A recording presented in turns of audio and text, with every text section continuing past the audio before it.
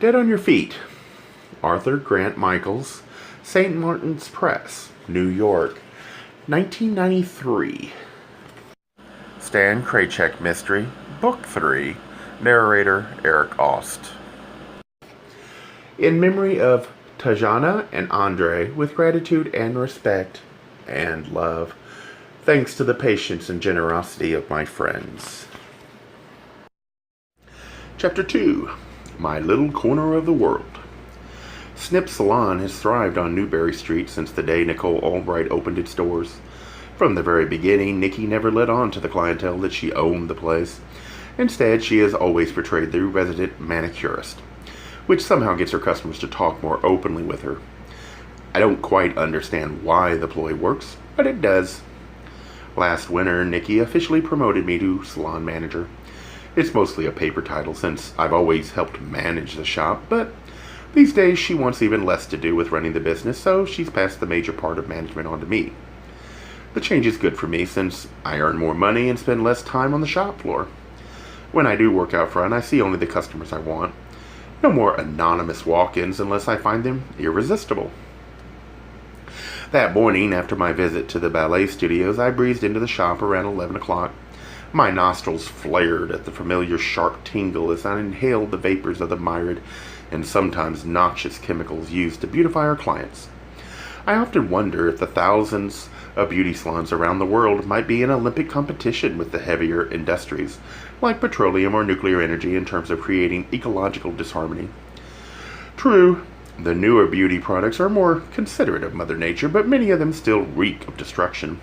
Perhaps the only saving grace is the stylist and estheticians exercise their environmental wantonness in the name of beauty, unlike the energy cartels. I mean, when was the last time you filled the tank and felt sexy?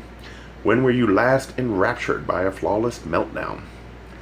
I saw Nicole manicuring a client. She looked up for a moment and scanned me quickly with her bright blue eyes, peering over the top of her half-frame magnifying glasses like an ever-alert feline. She smiled softly and nodded to me, missing not one surgical swipe of her cuticle trimmers.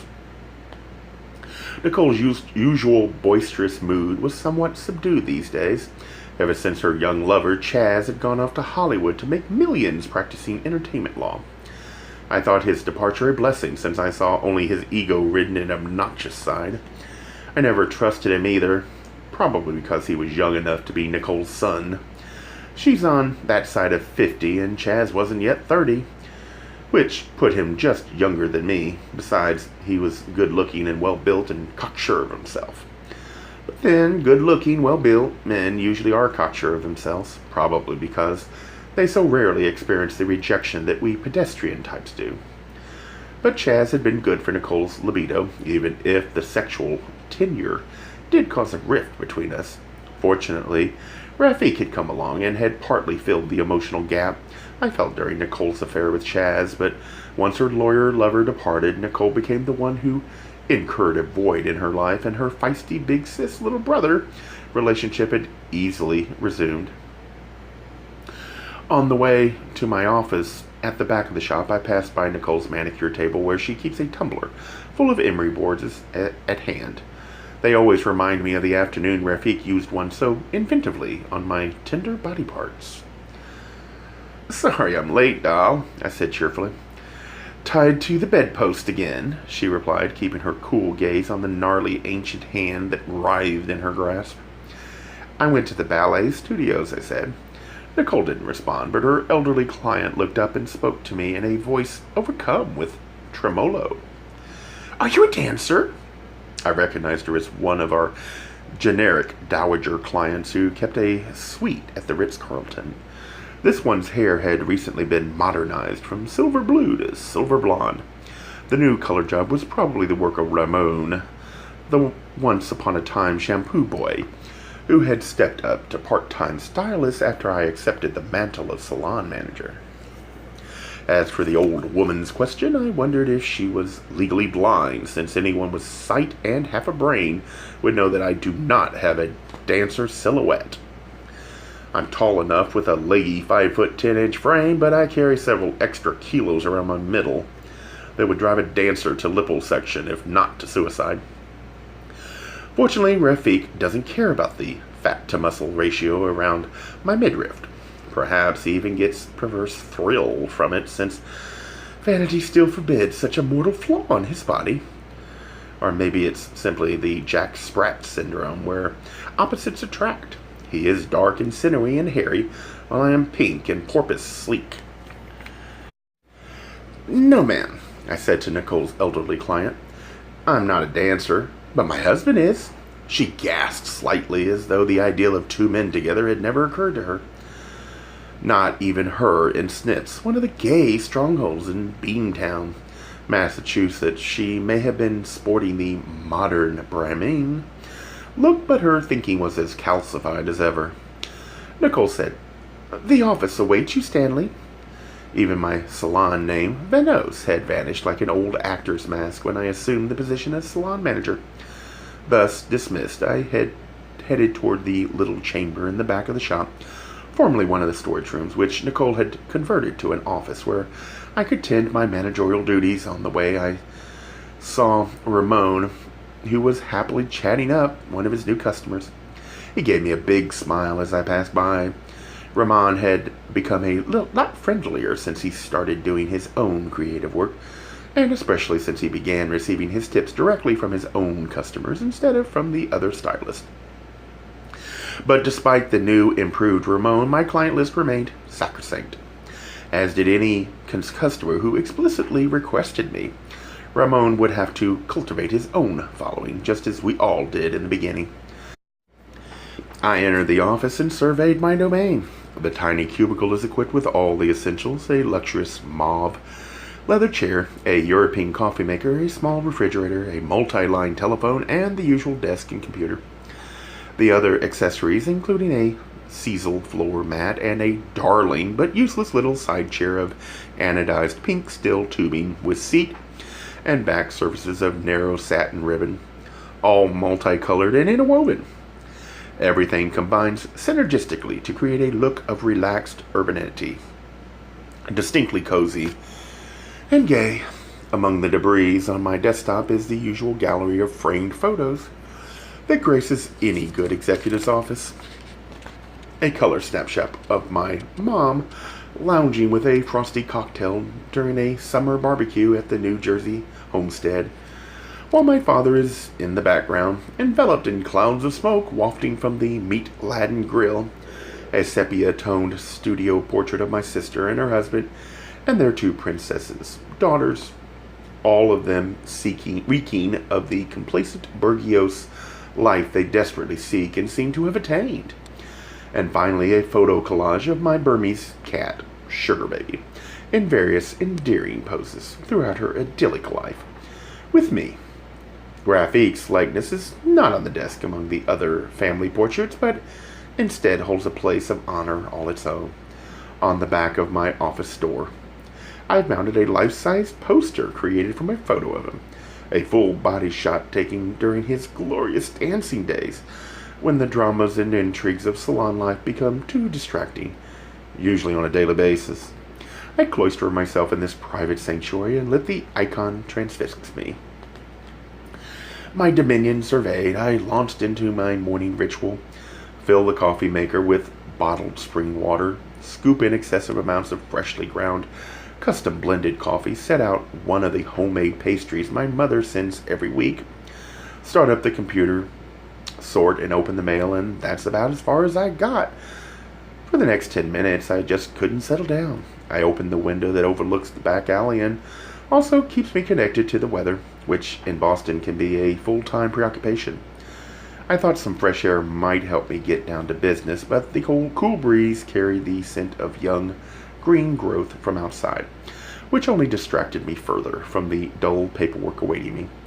I filled my mug with coffee and then took a big forkful of poppy seed strudel.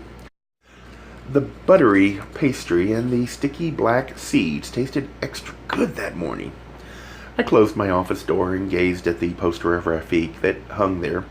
He was standing beside a bar, one elbow placed on it and the other on his hip. The classic dance attire: white t-shirt, black tights, white socks, and white kidskin ballet slippers belied his suggestive stance.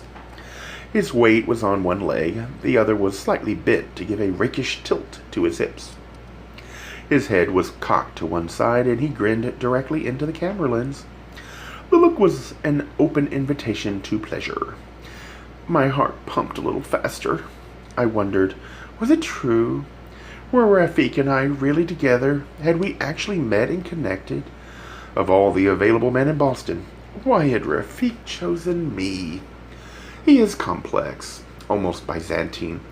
Where I am simple and direct, his paradoxical self contains youthful spontaneity, guru-like wisdom and acceptance, compulsive creativity, martial destructiveness, lustful joy, verve, and even despair.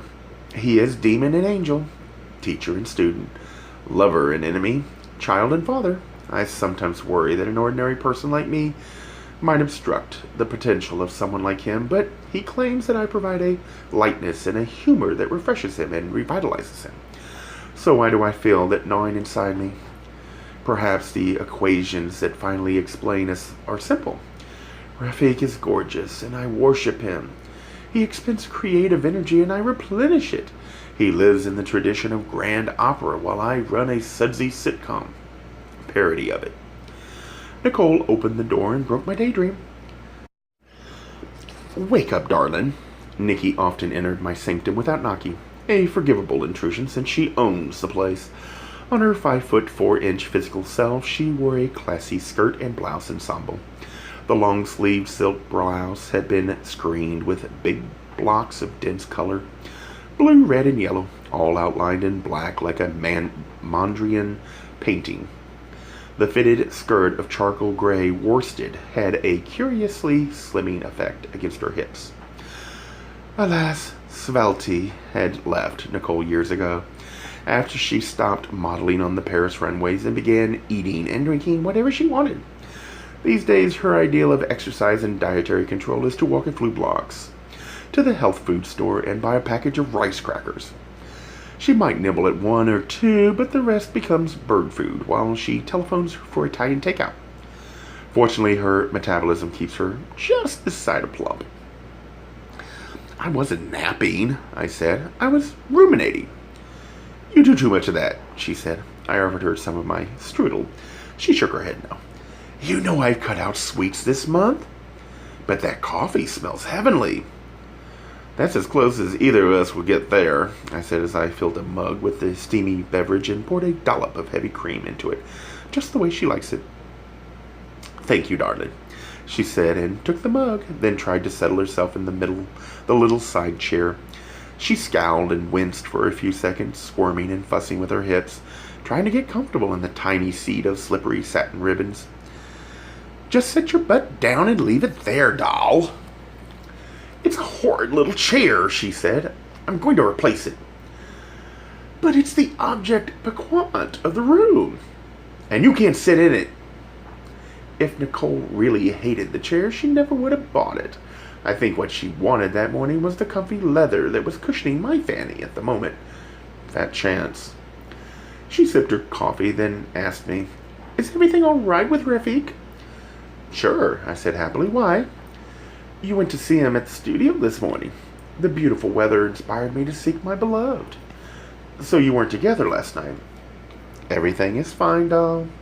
We sat quietly for a few moments, sipping the rich coffee and breathing in the moist, lively air that wafted in through the open window.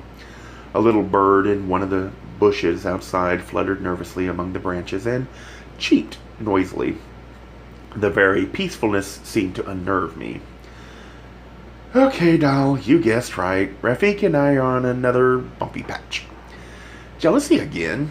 I nodded. "I feel so juvenile. I'm ashamed." "What brought it on this time?" "The same old thing. He's in one of his creative periods, which means we're not having sex. And when that happens, my old insecurities come home to roost, and I think he's having sex with every young thing at the studio, and then I realize that my whole concept of love and partnership is based on sex. And then I hate myself." Nicole shook her head and clucked her tongue quietly. "Stanley, why don't you just move in together? What are you waiting for?" Our domestic temperaments are too different. He has that old world attitude about marriage. He expects the homey comfort and security of a wife to keep things smooth. And I know I'm not exactly a model of virility, but I'm certainly not a homemaker for somebody else. There must be some middle ground. We try to spend 3 or 4 nights a week together, but he still argues how impractical it is to keep separate apartments. I figure this separateness is precisely what keeps us together. How's that? I don't want to know everything that goes on backstage in his life. Are you afraid of intimacy? Cut the psychobabble, doll. I just wouldn't want to stumble home early some afternoon and find him, well, with a guest. Darling, you're sounding Victorian. What difference would it make as long as he's being safe and discreet about it? Rafik adores you and he wouldn't do a thing to hurt you. I think you expect too much from people. That's a platitude, Nicole. Besides, rationalizing about love is like wearing sensible shoes. It fills the need, but it completely discounts the emotions. None of it matters anyway, since I can't be or think anything other than what I am. What you are is fatalistic and lazy. We all have control over our lives. No one creates his or her own reality unless you're referring to things like hair color or hemline or heel height. But when it comes down to the nitty-gritty stuff about how we feel and act and respond with each other, I don't think any of us has much control over any of it. It's all genetically determined. Sperm meets egg. The luck of the draw, including the ability to overlook or endure sexual infidelity from a spouse. Stanley, please. It's true, Nikki. My rational side knows that promiscuity, even by my lover, doesn't really matter in the grand chaos of things, but my romantic side cares only about love and all other things irrational. So I'm a mess, and it's all controlled by my DNA, not by any learned response. No matter what I might want to do or try to do about it, my life is rooted in Slavic melancholy, and I'll probably never be truly happy or content as long as I'm alive. Rubbish, replied Nicole. You have too much idle time and you're whining. Maybe I need a corpse to distract me. Nicole's long-lashed eyelids opened wide at my flippant remark. I should think you've had enough of that, she said. Then she pushed her coffee mug toward me. Do something useful and pour some cognac in this. So early in the day? I don't have a customer until 1. You never used to drink like this, not until Chaz left town. I hope you're not resorting to booze to compensate for lost love. Since when do you lecture me about that? You never let me get away with self-pity. Darling, before you met Rafik, I tolerated your long-suffering dreariness without judgment. Is it so much to ask for a little compassion now? She was right. Before my current soap opera life of doubt, I lived a soap opera life of frustration, and Nicole had watched every tedious episode, plus the reruns. Touché, doll, I said, and I fetched the bottle of fine champagne cognac from a locked overhead cupboard. I poured a few glug-glugs of the amber-colored elixir into her coffee. If her 1 o'clock customer even vaguely alluded to the scent of cognac, Nikki would probably offer her a shot as well. The phone on my desk beeped. It was the receptionist announcing a walk-in request for Vanos. Vanos doesn't work here anymore, I said. He's a referral, replied the receptionist. Whoever it was, I'd have to give him a look at least. The best way to keep a client list exclusive is to take new customers only on referral. I left Nicole in the office and went out to the shop floor. Awaiting me at the reception desk was a tall, virile man in his late 40s with a head full of thick pepper and salt hair and matchy mustache. He appeared to be what, in gay parlance, is called a butch daddy type. He wore standard-issue denims, but they were immaculate and pressed with creases sharp enough to inflict fatal wounds if he walked too fast in them.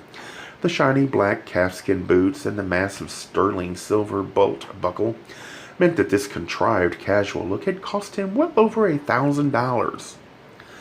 I introduced myself. He replied, "You come highly recommended." His voice came out oddly light and breathy for such a tall man with such well-cultivated shoulders. "What can I do for you?" I asked. He moved closer to me. "I'd like to try blonde," he said with a quiet giggle. "Donaldson says you're a wonder with color." I didn't answer for a moment. Donaldson. Not Don, not Donnie, not even Donald, but Donaldson was a longtime client of mine whose life as a bottle blonde had gone through the entire spectrum of light, lighter, and lightest. Donaldson was also an extremely femme decorator whose fluttery mannerisms would fatigue a desperate mayfly in heat. I stood back and took a cold, hard look at the handsome man standing before me.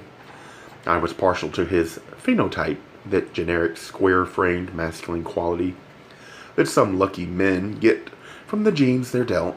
Then I imagined him a blonde. But even with my expert eye, I couldn't see it. To make this man a blonde might suit some other facet of his personality, but it would also ruin the present picture of him, the one I happen to like. "I'm sorry," I said. "I can't do it." "What do you mean?" he demanded. "Donaldson said you could do anything." "Technically speaking, I can, but I think your hair is fine the way it is." "Gray like this?" he said. His voice was becoming strident. "It makes me look too old." "I wouldn't touch the color. It's perfect." The man seemed unconvinced. "I can pay," he ventured. "I'm sure you can, but I won't color your hair. I'd be glad to style it." "No," he interrupted. "I want to be blonde. Is there anyone else who can do it?" I paused, wondering how to change his mind, then realized it was hopeless. "I'll get Ramon," I said glumly. An hour and a half later, the man was blonde. Ramon had shaved his mustache too, so his horsey upper lip was now exposed, which gave his face a long, sagging, almost sad quality. I may be in the business of beauty and artifice, but I never interfere with nature because of someone's silly urge to look young. The day went on. I finished my office work and saw a few customers too. But by the time Nicole and I closed up the place, I had become restive again, probably in anticipation of the evening ahead. Somewhat uneasy, I headed home to begin with the grand preparation. Home is a spacious one-bedroom apartment on Marlborough Street. I'm on the top floor, which is a mixed blessing. On the good side, it's quiet, bright, and airy. On the bad, there's no elevator in the building. Since I've got good legs, the 4 flights of stairs don't usually bother me, but sometimes I wonder about getting another place. Then I consider what I'd lose if I moved out. The rent is strictly controlled, and there's great solidarity among the tenants, so chances are I'll live there forever. Besides, I'm high above most of the street noise, and I even have a river view. You have to look out the bathroom window, but it's there. I opened the door and was greeted by Sugar Baby, whose short taupe fur is the same color as the candy. I picked her up and cooed to her while I checked my telephone messages, of which there were none that night. Then I carried her purring body to the kitchen, which is where most of my domestic life seems to transpire. When I'm home alone, I'll eat there, talk on the telephone there, watch television there, even read there. It's probably a family holdover from growing up in working-class New Jersey, where everything happened in the kitchen. Back then, the living room was reserved for guests and special occasions. The same is still true for me. 2 big decisions faced me.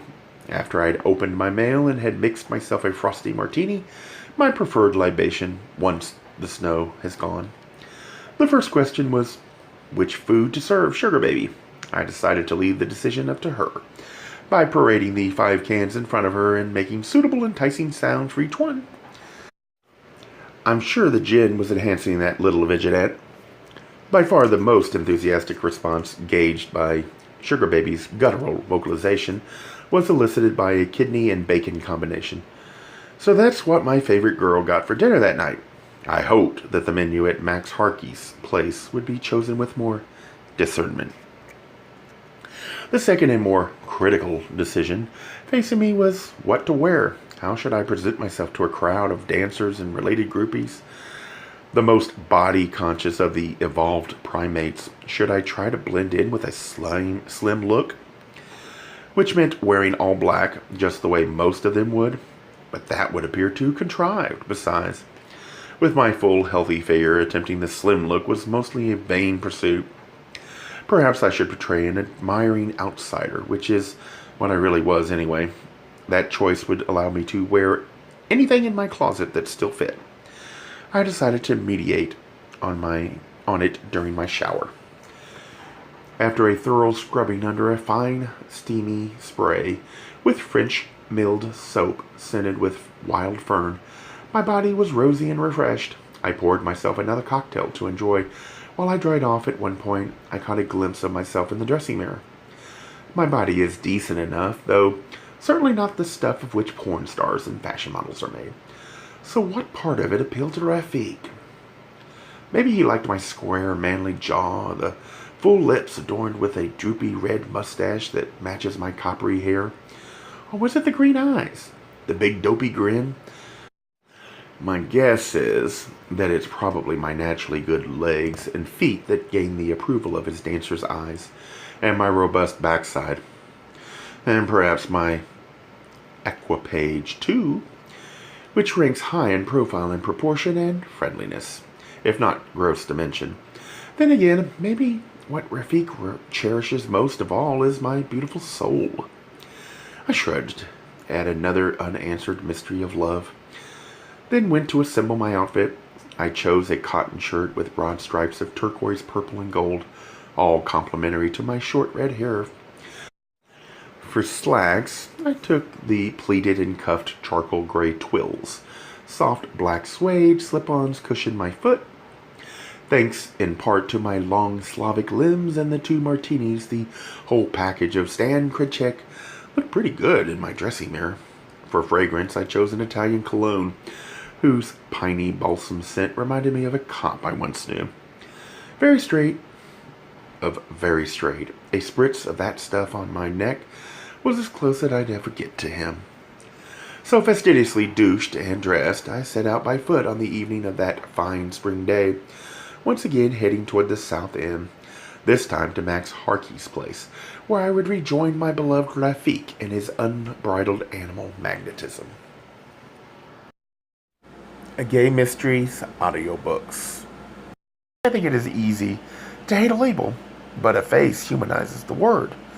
So this effort is twofold: to offer comfort to those like myself that your world didn't end because you don't fit into the view of acceptable society on both sides, and in hopes of helping those with family that are LGBTQ, that it doesn't mean we are aliens from the child they once knew. Reassure them so they can maybe be supportive at the same time, being true to their values.